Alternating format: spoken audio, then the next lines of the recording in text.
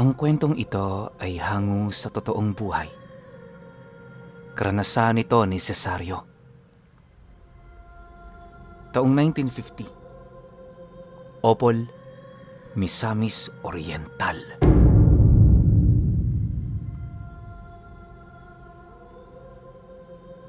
Itong mga panahong ito, nakilala si Cesario sa kanilang lugar dahil sa maganda nitong muka at katangi-tanging hubog ng katawan.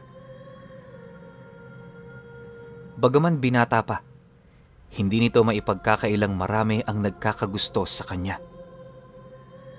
Kapag pumupunta nga ito ng sentro, talaga namang pinagkakaguluhan siya ng mga kababaihang nakakakita sa kanya. Kapag binabanggit nga noon ang pangalang Cesario, siya kaagad ang naiisip ng mga nakakarinig nito. Di naman yun nakakapagtaka dahil nga sa naging sitwasyon niya.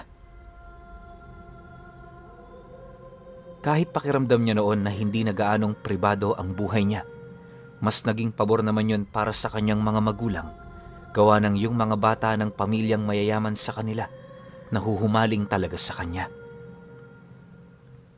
Yung iba pa nga, pumupunta mismo sa kanilang tahanan para lamang makita siya.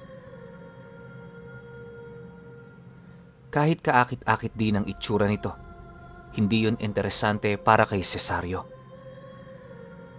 Sa edad niya kasi noong 17 taong gulang, wala siyang ibang gusto kundi ang maging masaya sa buhay. Ayaw niya ring pumasok sa kahit na anong uri ng relasyon sa kadahilanang naniniwala siyang balakid lang ito para sa buhay niya. Akala niya, mas magiging maganda kung ganun nga ang gagawin niya. Pero lingid sa kanyang kaalaman, ang pananaw pala niyang yon ang magbabago sa buhay niya. Sa paglipas pa ng mga buwan, patuloy pa rin siyang namuhay kasama ang pamilya niya. Kapag may bisita sila, sapilitan siya nitong pinapahanap nang sa gayoy makuha niya ang mga regalo nitong dala. Hinahayaan lang naman niya ito, gawa ng katakot-takot na panunumbat ng kanyang ina ang kanyang matatanggap sa oras na hindi niya paunlakan ng nais nitong mangyari. Ayon nga kay Cesario na masaya lang siyang kausap ang mga taong yon, pero sa loob-loob niya, rinding-rindi talaga siya. Minsan nga, kusa niyang nilalayasan ng mga ito dahil sa mga pag-uusap nitong may kaugnayan sa kayabangan. Babalik lang siya kapag napansin niyang medyo mahinahuna ang lahat. Pagkatapos ng bisita, papasok siya sa kanyang silid para magpahinga na. Pakiramdam niya kasi nanghihina siya ng husto kapag nasa ganun siyang sitwasyon. Sa pagsapit naman ng buwan ng Nobyembre, naging abala ang mga magulang niya sa pag-aani. Dahil sa madalas siyang umaalis sa kanilang tahanan, nagkaroon naman siya ng sapat na panahon upang gumala sa mga lugar na hindi gaanong napupuntahan ng tao. Paborito niyang tambayan noon ay yung mga bukiring nagbibigay sa kanya ng magagandang tanawin. Sa lugar na yun kasi, nararamdaman niya ang kapayapaan at kalayaang inaasam niya. Isang umaga, nataon namang umalis ang mga magulang niya. Bale, siya lang at ng kanyang kapatid ang naiwan, kaya ang ginawa nila, pumanhik sila sa bundok para tingnan ang paglubog ng araw. Hindi naman tumutol sa kanya ang kapatid niyang yon, gawa ng lahat ng gusto niya sa buhay, sinusuportahan ito. Yun lang din ang nag-iisa niyang karamay, kaya na may kahit papaano kampante siyang isama ito. Pagdating naman nila sa paanan ng bundok, una naman niyang nakita ay yung mga binatilyo at dalagang naglalaro sa nakatambak na palay di kalayuan sa isang kubo. Masayang masaya ang mga ito, kaya agad naman itong nakuha ang atensyon ni Cesario. Alam mo, Noy, yan ang pinapangarap ko sa buhay. Ayoko ng ganito. Puro pera ang nasa isip nila, inay. Ang masaklap pa, ginagamit nila ako sa pinaggagawa nila. Hindi naman ako makaimik kasi magulang natin yun eh. Pero sana, naiisip din nila na may sarili akong damdamin. Ako magpapasya sa gagawin ko sa buhay at hindi sila. Wika niya sa kanyang kapatid. Nang marinig naman ito ang kanyang sinabi, tinapik lang naman ito ang kanyang balikat habang tahimik na naglalakad papaitaas ng bukid. Pagdating naman nila sa kanilang tambayan, tahimik lang naman sila doong nagmasid hanggang sa unti-unti nang binabalot ng kadiliman ang buong paligid. Ilang minuto pa ang lumipas. Gabi na. Medyo hindi na rin nila maaninag ang daan, kaya ang naisip nila, gumawa ng sulo na gawa sa tuyo na dahon ng kugon. Ibinuhol nila ito sa mahabang tipak ng kahoy, tapos sinindihan. Palagi rin kasi noong may dalang posporo itong si Cesario, gawa ng madalas itong lumabas ng gabi. Sululang din ang kanyang katuwang sa oras na naglalakad siya ng 10 oras, kaya hindi niya hinahayaang wala siyang dalang isang kahon ng posporo. Pagsiga naman nila noon ang ginawa nilang sulo, agad naman silang bumaba ng bundok. Pagdating naman nila sa paanan nito, bigla naman sila noong napatigil nang may masipat silang isang dambuhalang paniging dumaan sa itaas ng kanilang kinaroroonan. Maya-maya pa, nasipat nila itong dumapo sa palayan, kaya agad naman silang kumubli sa isang malaking puno para magtago. Mula roon, pinagmasdan nila ng maigi ang nilalang hanggang sa makita nila itong unti-unting tumatayo at kalaunay naging isang tao. Mabilis yung naglakad patungo sa isang kubo kung saan doon naman yun sinalubong ng 2 batang halos kaedad lang niya. Nang makapasok na ang mga ito, agad naman nilang ipinagpatuloy ang kanilang paglalakad sa takot na baka lumabas pa ang nilalang na yon. Ang kaso lang, bago sila tuluyang makaalis sa gilid ng paanan, may narinig na naman silang isang pagsitsit na sinabayan ng pagbato nito ng isang malaking tipak na kahoy.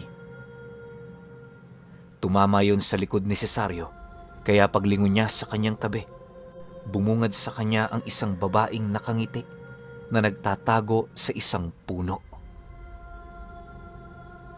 Nang magkatitigan sila, agad naman yung lumabas, sabay ngiti sa kanila. Nagsimula na rin yung magtanong ukol sa kung ano ang ginagawa nila sa lugar na yon. Nang marinig naman ni Cesario ang sinabi nito, walang pag-aalinlangan naman niyang inilahad dito ang kanyang dahilan kung bakit sila doon tumungo. Ayon sa kanya, maliban sa pagsilay ng paglubog ng araw, wala na silang ibang pakay. Mariin din niyang inilahad na wala silang nakitang kakaiba sa lugar at ang tanging nais lang nila makauwi sa kanilang tahanan. Nangako rin siyang hindi na babalik sa paniniwalang yon ang magbibigay daan sa kanila upang makaalis sila doon ng tahimik. Subalit nang marinig ito ng babae, tumawa lang naman yon na parabang hindi naniniwala sa mga bagay na inilahad niya. Maya-maya pa, nagsimula na itong lumapit sa kanila na parang meron itong nais sabihin. Pagharap naman nilang dalawa, muli itong ngumiti habang nagwiwika sa kanya ng, "Huwag ka nang magkaila. Nakita niyo si Papa, hindi ba? Mangako kayong wala kayong ipagsasabi. Kakalimutan kong nagkita tayo rito. Pero sa oras na may makaalam yan, ako na mismo ang magsusumbong kay Itay kung sino-sino ang mga taong nangingialam sa aming pamilya. Payo ko lang sa'yo, Sundin mo ang mga sinasabi ko. Dahil sa sinabi nito, tumangulang naman siya sabay hila sa kapatid niya. Hindi naglaon nang makauwi na silang dalawa. Labis-labis naman ang kanyang pasasalamat, gawa nang nakauwi sila ng ligtas. Pagpasok naman nila sa loob, nadatna nila ang kanilang mga magulang na kumakain na ng hapunan. Pagtanong naman ng mga ito, agad namang nagdahilan ang kanyang kapatid kung bakit sila ginabi. Alam kasi nitong hindi yun maniniwala kay Cesario. Kaya upang maiwasan ang anumang pakikipagtalo, ito na mismo ang naglakas loob na sumagot sa kanilang padre de pamilya. Nang marinig naman ito ang sinabi niya, agad naman yung sumilay sa kanya habang nagwiwika ng, "Bukas, Cesario. Huwag ka na munang umalis. May bisita ka bukas, kaya gusto kong nakahanda ka. Isuot mo ang pinakamaganda mong suot dahil yung pupunta rito, anak ng hasyendero. Malawak ang lupa nila sa ating lugar, kaya kung magkakatipuhan kayong dalawa, hindi kami hahadlang. Gusto ko rin namang makapag-asawa ka para makita ko na ang aking apo." Dahil sa sinabi nito, bigla namang umalma itong si Cesario sa kadahilanang hindi niya tanggap na mag-asawa sa ganoong edad. Sa isip-isip niya, marami pa siyang kinakailangang maranasan, kaya hindi yon maaari. Maya-maya pa, nang magkatitigan na sila ng tatay niya, pinilit niyang huwag ialis sa mga mata nito ang kanyang paningin habang inilalahad ang nilalaman ng kanyang puso. "Tay, kahit sino pa yang pumunta bukas, hindi ko magagawa ang ipinapagawa ninyo. Pasensya na, pero hindi ako ganyang tao eh. Kung yan lang din naman ang gusto niyong mangyari, maglalayas na lang ho ako." Medyo nagtatampong wika niya. Matapos naman niya itong mailahad, dali-dali naman siyang tumayo sabay pasok sa kanyang silid. Pagkaipon niya ng kanyang mga gamit, dumaan siya sa likurang bahagi ng kanilang tahanan, sabay tungo sa bukid na palagi niyang tinatambayan. Yun lang kasi ang naisip niyang puntahan, gawa nang wala naman siyang gaanong barkada sa baryo.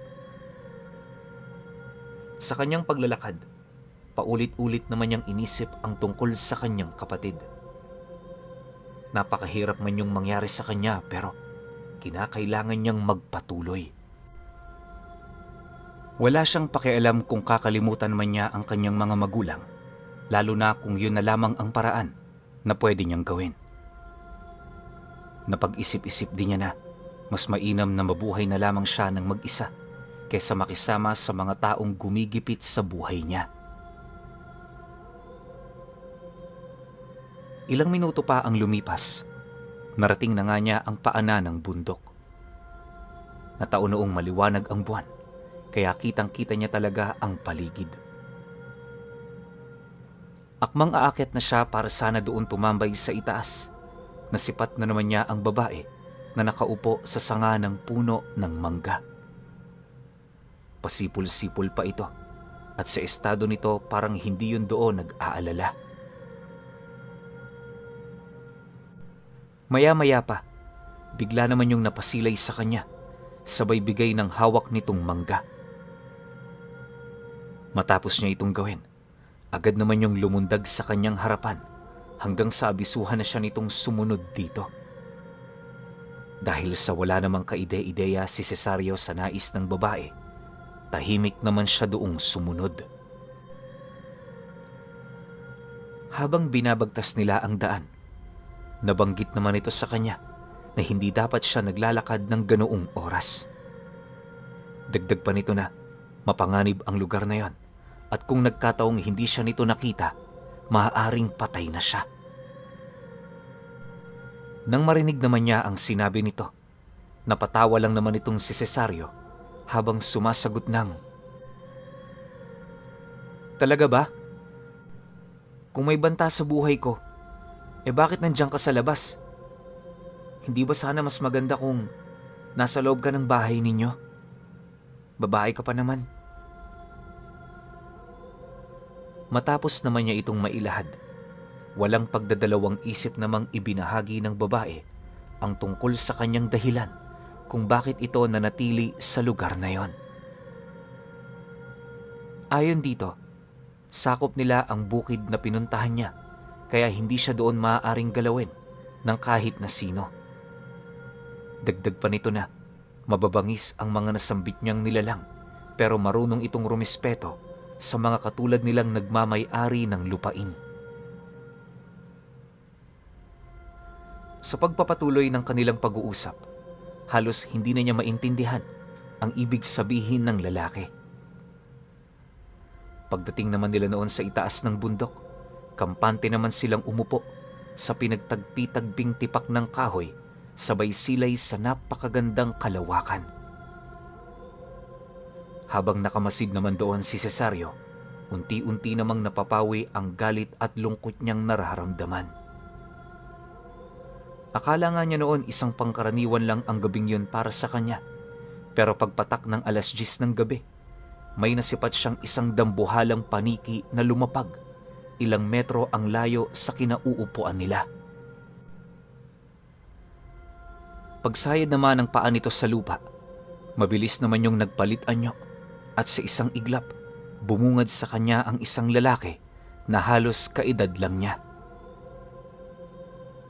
Pagsilay naman ng mga nanlilisik nitong mapupulang mata, agad naman yung hinarangan ng babae habang paulit-ulit nitong inilalahad ang kanilang dahilan kung bakit sila nasa lugar na yon. Si Cesario naman, tahimik lang na nakaupo, pilit na pinakikiramdaman ng ginagawa nito. Alam niya kasi sa kanyang sarili na sa oras na magmatigas pa siya, maaari siyang mapatay ng nilalang na yon. Awa naman ng Diyos, bago lumala ang mga pangyayari, napansin niyang unti-unti na yung kumakalma. Paglapit naman ito sa kanya, kinamayan naman siya nito habang nagwiwika ng, "Matagal na kitang kilala, Cesario. Paano ka nakarating dito? Tsaka naging kaibigan ka ng kapatid ko?" Nang marinig naman niya ang sinabi nito, may hinahon naman niyang ipinaliwanag ang tungkol sa mga pangyayari sa kanilang pamamahay.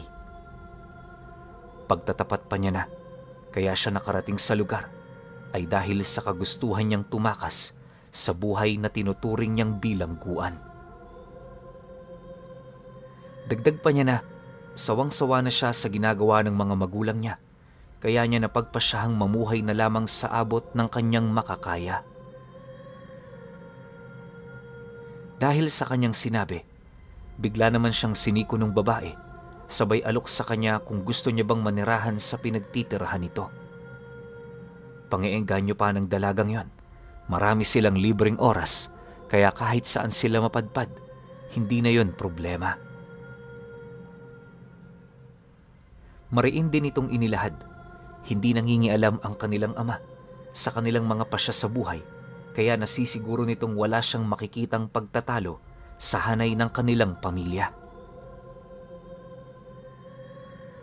Nang marinig naman ni Cesario ang sinabi nito, wala na rin siyang nagawa kundi ang sumang-ayon. Nag-aalala man para sa kanyang kaligtasan, nagtiwala siya sa dalaga dahil alam niya sa kanyang sarili na totoo yun sa kanyang mga salita. Matapos nilang magkasundo, dali-dali naman nilang tinahak ang daan pababa ng bukid. Hindi na sila nagtagal pa sa lugar na yon, gawa ng nabanggit nung kapatid nito ang pagdating ng kanilang padre de pamilya pagpatak ng hating gabi. Dahil sa sinabi nito, agad namang sumunod si Cesario. Tahimik lang siya noong naglalakad habang pinakikinggan ang mga pag-uusap ng dalawa. Ayon sa kanya na may mga bagay na nabanggit yung kapatid nito ukol sa pagkain nila ng karne ng tao. Gayunpaman, nangako yun sa kanya na hindi siya nito gagalawin, gawa ng itinuturing siya nitong isang kaibigan. Pagkarinig naman niya ng mga katagang yon, syempre hindi naman siya kaagad naniwala. Alam niya kasing may panloloko sa mga salita nito, lalo pat bago niya lang yun nakilala. Sa paglipas pa ng mga araw, hindi naman maiwasang magulat ni Cesario sa kadahilanang tinotoo nga ng dalawa ang mga salita nito. Sa katunayan, ipinakilala pa siya nito sa padre de pamilya na walang pag-aatubili namang tumanggap sa kanya.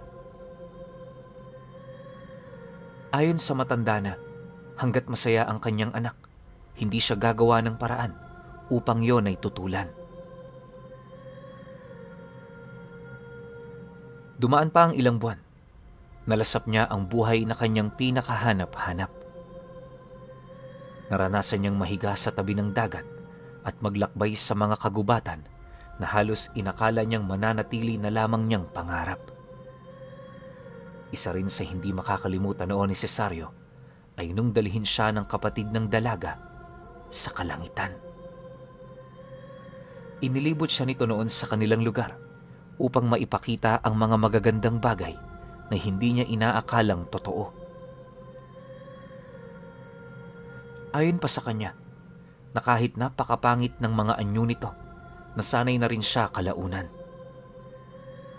Hindi naman ang wangis ng nilalang ang kanyang tinitingnan, bagkus ang nilalaman ng puso nito. Taon pa ang lumipas. Normal na para kay Cesario ang tumira sa bahay ng mga aswang. Nakakapagtaka man yun sa karamihan, itinuring niya itong pangkaraniwang ganap lamang ng buhay niya. Sa lahat ng oras, ang dalawang yon ang palagi niyang kasama, kaya na may marami rin siyang natutunan dito. Akala nga niya, hanggang doon na lang ang lahat ng yon, pero sa pagtagal pa ng kanilang pagsasama, may nararamdaman siyang kakaiba sa babae. Hindi naglaon. Nang makumpirma niyang natitipuhan na niya ito, agad naman niyang inilahad dito ang kanyang pagtingin. Sa ganda kasi noon ng kanyang pangangatawan at muka, mataas ang kanyang kumpiyansa na sasagutin siya kaagad nito. Ngunit taliwas sa inaasahan niya, inabot pa ng 3 taon bago nito mapatunayan ang kanyang intensyon. Nang maging sila na ng babae, doon na niya nalaman ang pangalan nito. Natanggap na rin sila ng mga magulang nito, kaya na may hindi na gaanong nababahala itong si Cesario. Ang inaalala niya lang noon ay yung kasunduan nila ng tatay nito upang opisyal na siyang mapaanib sa pamilya. Ayon dito na, kung talagang mahal niya ang anak nito, kinakailangan din niyang maging kaisa ng kanilang mga kadugo. Naniniwala kasi itong hindi uusad ang kanilang relasyon kung mananatili siyang tao habang ang asawa naman niya, isang gabunang aswang. Nang malaman niya ang tungkol sa bagay na yon, mag-iisang linggo niya rin itong pinag-isipan hanggang sa dumating ang puntong nakumbinsi na niya ang kanyang sarili. Nang makatipo na siya ng sapat na lakas ng loob, hindi na rin siya nagdalawang isip pa na sang-ayunan ang sinabi ng ama nito. Alam niyo, pinuno, hindi rin pala basta-basta ang pagpapasa ng bertud ng aswang sa isang pangkaraniwang tao. Sa estado niya kasi, naghintay pa sila ng kabilugan ng buwan bago siya masalinan ng kakayahan ng isang aswang. Nang maipasok na sa kanyang sistema ang ibinigay nitong bertud, mag-iilang araw din siyang naglakad noon sa mga kagubatan para maiunat ng husto ang kanyang mga buto. Matapos naman nila itong gawin, 2 araw din siyang nagbabad sa sapa upang palambutin ang kanyang balat. Kaya niya yun ginawa ay para mas mapadali ang pagpapalit anyo kung sakali mang handa na siya. Matapos ang lahat ng pagsubok na ibinigay nito, sa kauna-unahang pagkakataon, nagbigay na ito ng senyas na pwede nang humarap si Cesario sa kanilang paghahapunan. Kagaya ng mga ito, kumain din siya ng karne ng tao at nung maubos na ang kanyang parte, muli na naman siyang nakarinig ng payo mula sa ama ng babaeng natipuhan niya. Mapanganib para sa mga baguhan ng pagpapalit ng anyo. Bago mo yan gawin, nais kong alisin mo ang lahat ng galit sa iyong katawan. Isantabi mo muna sila, dahil kapag hindi mo yan ginawa, hindi mo makokontrol ang iyong sarili. Mapipilitan ding magkaroon ng bisa ang inilagay ko sa iyong sumpa na maaaring maging daan ng pagkamatay ng iyong mga magulang. Tandaan mo, Cesario, kapag nabigo ka sa pagsubok na ito, mamamatay ang nanay at tatay mo. Wika ng ama ng kanyang kinakasama. Nang marinig naman ni Cesario ang sinabi nito, napangiti lang naman yon habang sumasagot dito ng, "Tay, kayo na ho ang pamilya ko." Matapos naman niya itong mailahad, hindi na rin siya nag-alangang magsambit ng mga engkantasyon. Lahat ng itinuro sa kanya ng nilalang na yon, mariin naman niyang inusal hanggang sa hindi naglaon, unti-unti na nga niyang napapansin ang pagbigat at paglobo ng kanyang katawan. Nandidilim na rin ang kanyang paningin hanggang sa mawalan siya ng ulirat. Wala siyang kaide-ideya noon sa pinaggagawa niya, pero ayon sa mga kadugo nilang saksi, nasipat siya nitong pinapasok ang bahay ng may kaya sa kanilang lugar upang paslangin ang mga nakatira rito.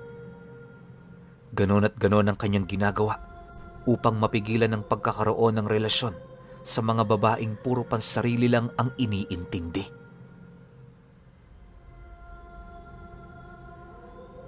Makalipas pa ang ilang oras, pagbalik naman ng wisyo niya, bumungad sa kanya ang dumudugong puwak ng tao na hawak-hawak pala niya.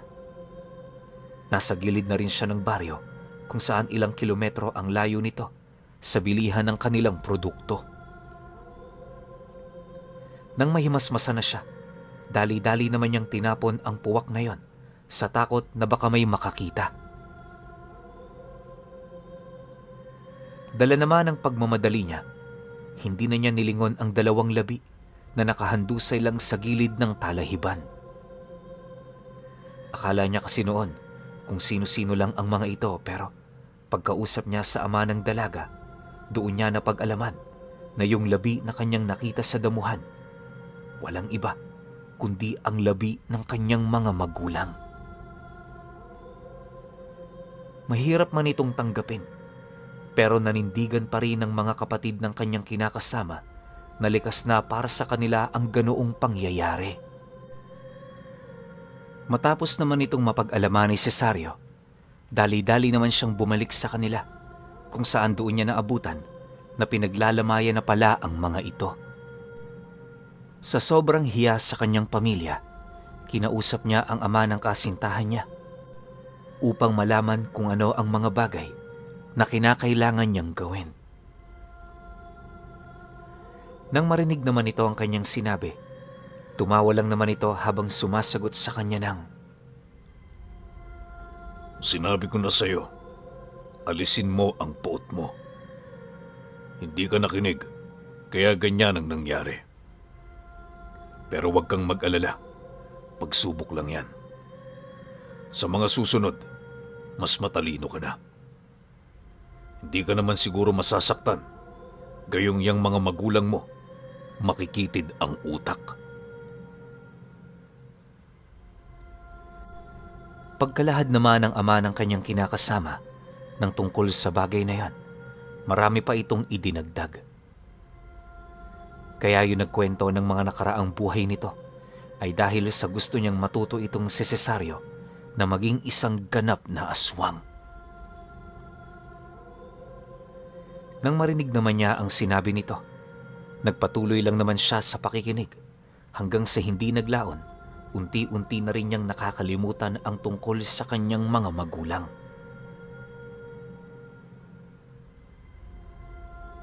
Matapos ang kanilang pag-uusap, umalis si Cesario nang walang sama ng loob.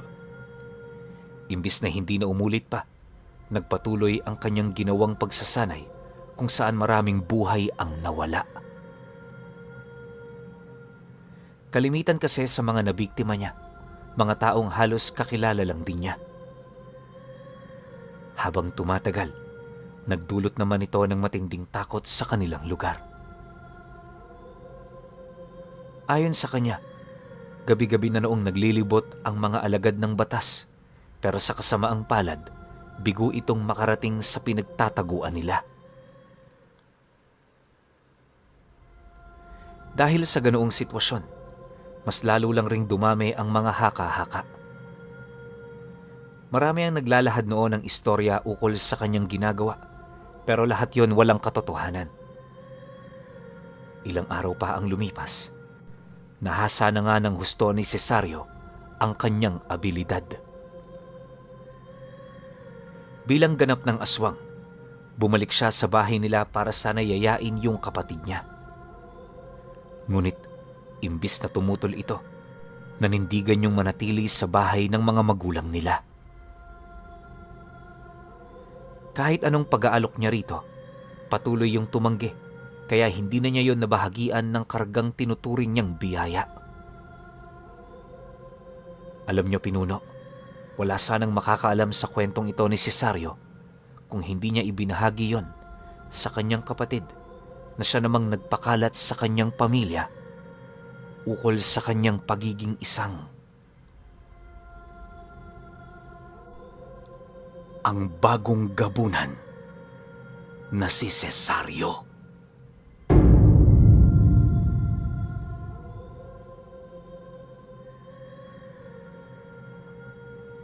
Okay. Opinion ko sa kwento. Ewan ko pero para sa akin kasi hindi ko trip yung takbo ng utak ni Cesario. Kasi isipin ninyo, wala naman talagang masamang intensyon yung mga magulang niya para sa kanya. Though sabihin na nating sobrang pogi ni Cesario na kahit sinong babayang ireto mo, magugustuhan talaga siya kasi nga sa physical na itsura niya. So yung mga magulang niya siguro inisip na bigyan siya ng magandang buhay. Hindi naman kasi para sa kanila . Yung ginagawa ng mga magulang niya para sa kanya yun. Sino ba namang magulang yung mag-iisip ng pangsarili nila? Sobrang bihira yun. Yun yung klase ng mga magulang na lulun sa bisyo. Pero sa nakikita ko sa pamilya ni Cesario, mahal naman siya . So hindi ko maintindihan na niyakap niya yung pagiging isang demonyo. Tapos siya pa yung mismong pumatay sa mga magulang niya na hindi ko talaga magets yung punto na parang sobrang kitid ng utak ni Cesario. Pagpalagay na natin hindi siya nagkakaroon ng sariling desisyon dahil sa mga magulang niya. Pero lahat naman yun may dahilan . Diba? Baka kaya ganun kasi nga talagang gusto nilang mapabuti yung kalagayan ni Cesario. Kaso iba yung dating kay Cesario, parang inaalipin siya o di ko alam, may nakaharang na barrier sa harap niya para magawa niya yung mga gusto niya. Pero isipin niyo, lumaki siya, tumanda siya hanggang ganung edad na inalagaan siya ng mga magulang niya. Diba? Itong kwento na to napakasakit na ito. Kasi masakit sa puso na traidorin ka ng sarili mong anak na alam mong mahal na mahal mo, buong puso mong minahal. Diba? So, para sa akin, itong kwento na to, medyo tagilid to, no? Pero wala tayong magagawa . Yun yung takbo ng kwento, di naman natin pwedeng baguhin. Kaya kayo, kung may opinion kayo sa kwentong ito, comment nyo lang sa baba. Yun lang. Hanggang sa susunod na kwento. Salamat.